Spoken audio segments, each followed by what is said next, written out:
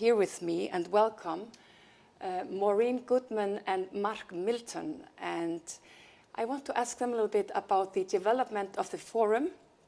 They have both been with the forum from the beginning. Maureen representing the founding partners of Brahma Kumaris, and Mark Milton, one of the founding partners, Education for Peace in Switzerland.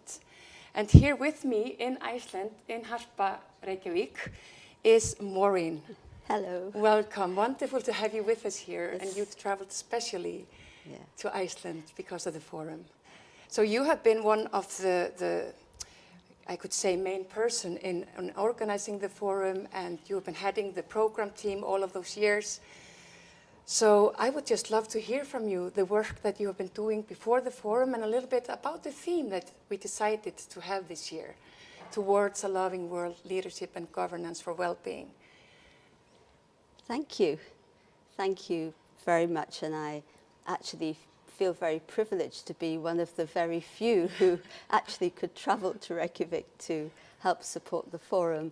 And I know many of you watching would really want to be here in person, but that will happen, of course. That will happen in 2 years, hopefully. Hopefully, definitely. But yes, this theme, Towards a Loving World, I think that when we thought of this 2 years ago, probably, I don't think we could imagine what the world would have gone through between then and now. Of course, with the pandemic, which has touched everybody's lives, as you said, and so many other things. And I think at this point, the world needs healing.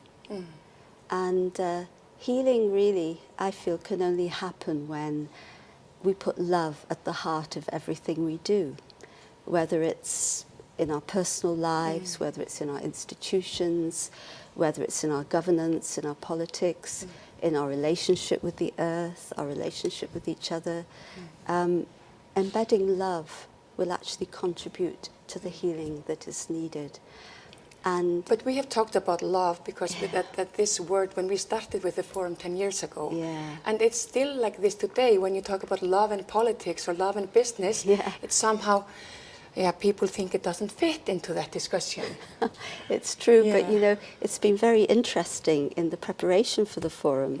We have been looking at this with leaders, and so we had two initiatives, and first was a series of interviews, and I know you'll be watching excerpts from that over the next couple of days, a narrative of love, where leaders were considering what is the meaning, the significance of love for their personal lives and for the well-being of the planet. And it's so interesting how people took to this theme and said, yes, this is very important in all these arenas, whether it was politics, science, environment, education. And I know, like you say, years ago, you couldn't put the two together in the same way, but I think things have changed quite a bit. We have a long way to go, there's no doubt. No, because we are fixed, of course, we want to have practical solutions to the things, but then we need to attend to our being as well. Well, you see, in the Narrative of Love dialogues, which have been held by the Geraint Hermes Foundation for Peace, people have been talking about this inner and outer and how one has helped the other. And I think the other aspect with these small group dialogues we had on love for leaders, and here 6 or 7 people were together in a safe space, you know, considering and being able to express their deeper feelings, but also to feel nourished and to feel inspired by being with each other.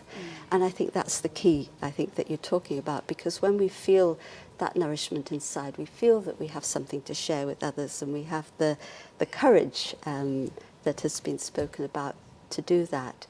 And so, and the main question that we asked was, what is the meaning of love and well-being for ourselves and the planet? And by putting love into practice, how can we as leaders nurture that collectively together?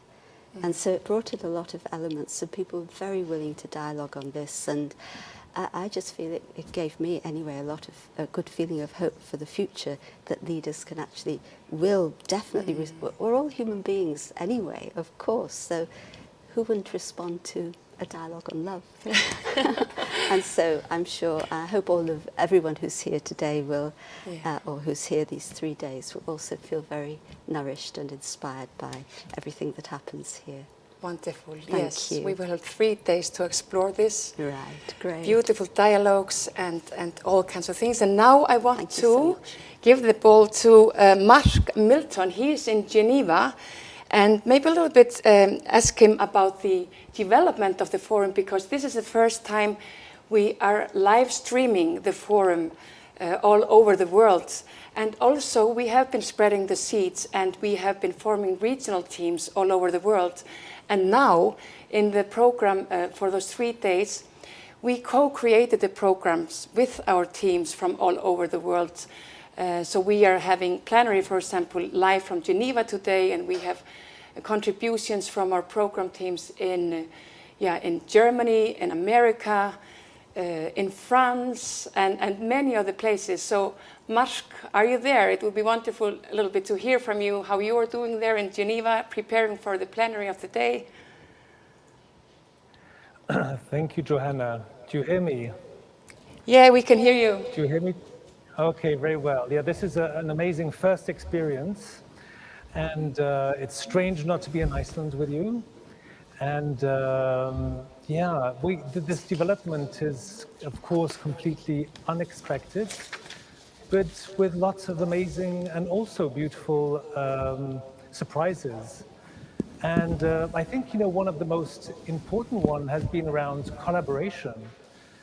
Indeed, 3 years ago, Argentina did an amazing regional forum in Patagonia, while there were other regional events in England and some other places. And we started thinking about, well, actually, we didn't think about anything, to be honest. We've been developing, as you all know, well, Johanna and Maureen, and those who've been there for some while, we've been developing organically, which means we've been actually listening to the callings. And there's been callings in several places of the world, and one of them being Geneva, where there's been a team, and actually the team is here in the studio where I am in Geneva. There's 13 people here, not directly around me, but in another room upstairs, and they all send you a lot of love and are so happy and proud to be part of this journey together. And as I was saying, I think that the dimension of collaboration, I loved what's been shared up to now, and especially all this awareness that actually it's how we are dealing with our resilience. Actually, when we are facing difficult times in life, that we have the opportunity to overcome ourselves and to put in practice our love. And we have been doing this as a team as well. And I know that all the teams in the Spiritual Humanity have been doing this because we've been facing challenges. I'm moving from an event which was just happening in Iceland to suddenly in 4 or 5 places simultaneously in the world. It's challenging. Technologically, we're living something we've never experienced before. And there as well, I can see how the fact that we are all putting our trust and love in what we're going through is part of our journey. So a few words from Geneva, and again, all the team says a big hello to everybody.